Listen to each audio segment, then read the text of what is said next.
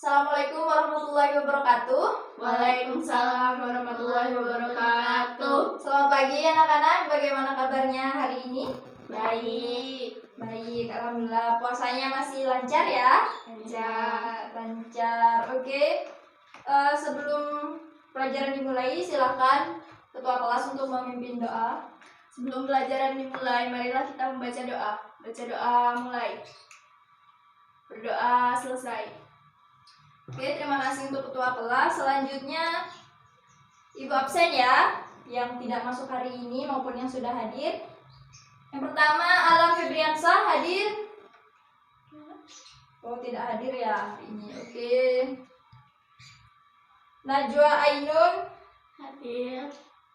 Sheila Rahmawati Hadir. Oke, hadir semua hari ini. Berlanjut ya untuk materi hari ini, yaitu tentang indeks harga. Tapi sebelum Ibu lanjut ke materi yang ini, kita mengingat kembali materi yang sebelumnya. Apa sudah jelas atau ada yang ingin ditanyakan? Tidak, sudah jelas. Sudah jelas ya. Oke, kita ke bab selanjutnya, yaitu indeks harga. Nah, indeks harga di sini, sebelum saya menjelaskan lebih dalam lagi tentang indeks harga, saya akan jelaskan manfaat pembelajaran indeks harga ini apa. Yang pertama, untuk mengetahui pengaruh kenaikan harga komoditas mengenai daya beli konsumen.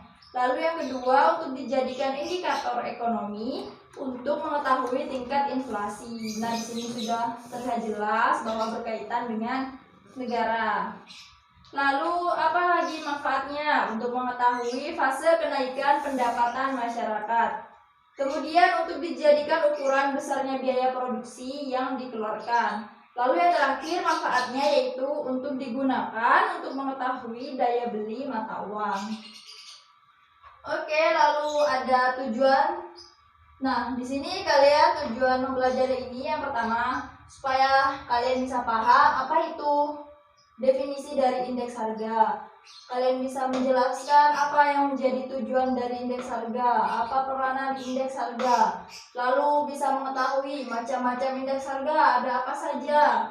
Dan yang terakhir nanti jika waktunya masih cukup atau kita lanjut di pertemuan selanjutnya ini, tujuannya yaitu nanti kalian bisa paham tentang metode penghitungan dari indeks harga. Jelas ya?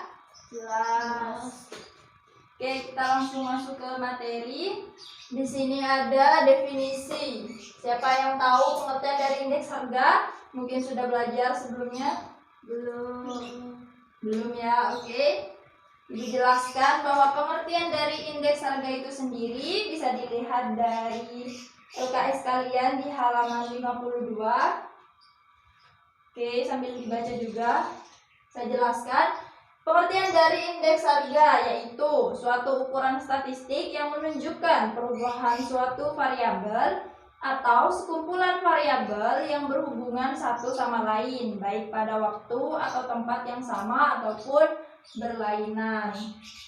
Sampai dari definisi sendiri sudah bisa dipahami ya? Paham. Oke, paham. Kita lanjut ke tujuan dari indeks harga. Tujuan dari indeks harga yang pertama yaitu untuk menentukan ukuran perubahan variabel ekonomi sebagai ukuran keadaan ekonomi suatu negara. Lalu untuk tujuan yang kedua, untuk menentukan kebijakan ekonomi pemerintah dalam mengatasi inflasi. Oke, untuk tujuan sudah paham? Sudah, kita lanjut ya. Kita ke indikator selanjutnya, ada peranan dari indeks harga. Peranan dari indeks harga yang pertama merupakan petunjuk atau barometer dari kondisi ekonomi umum. Kemudian merupakan pedoman bagi kebijakan dan administrasi perusahaan. Lalu di sini juga ada peranan dari indeks harga dipergunakan sebagai deflator. Yang keempat, dipakai sebagai pedoman bagi pembelian barang-barang. Yang terakhir, merupakan pedoman untuk mengatur gaji buruh atau menyesuaikan kenaikan gaji buruh. Oke, untuk peranan, sudah ada pertanyaan atau sudah ada pandangan apa sih tentang indeks harga? Sudah jelas? Jelas. Oke, lanjut ya. Oke.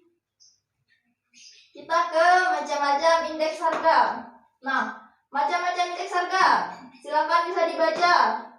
Siapa yang membaca? Macam-macamnya ada berapa? Ada 3. 1. Indeks harga pendidikan. 2. Indeks harga konsumen. 3. Indeks harga perdagangan besar. Oke, yang pertama ini dikoreksi ya. Yang pertama ini indeks harga produsen atau IHP. Lalu yang kedua ada indeks harga konsumen atau IHK, dan yang terakhir indeks harga perdagangan besar atau IHPB.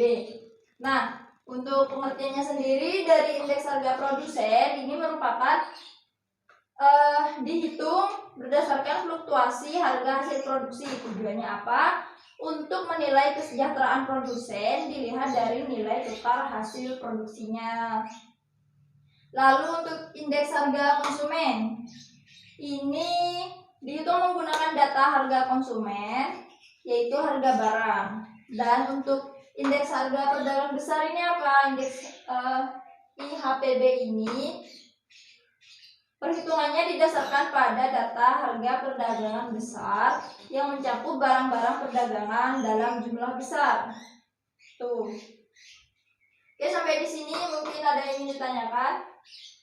Bu, saya mau tanya. Ya, silakan bertanya tentang apa? Perbedaan antara indeks harga konsumen dengan indeks harga produsen. Oke, tadi sebelumnya sudah disampaikan ya tentang indeks harga produsen dan konsumen. Nah, Ibu kasih waktu kalian 2 menit. Silakan diskusi dengan teman sebangkunya untuk mencari jawaban apa sih perbedaan antara IHP dan IHK. Tadi namanya siapa? Najwa. Oke, Najwa, pertanyaannya yang bagus. Silakan diskusi.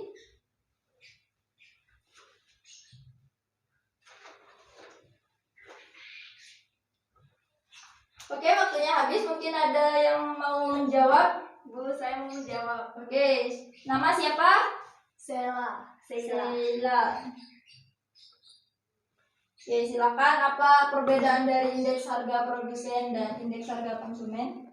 Indeks harga konsumen. Oh iya, konsumen.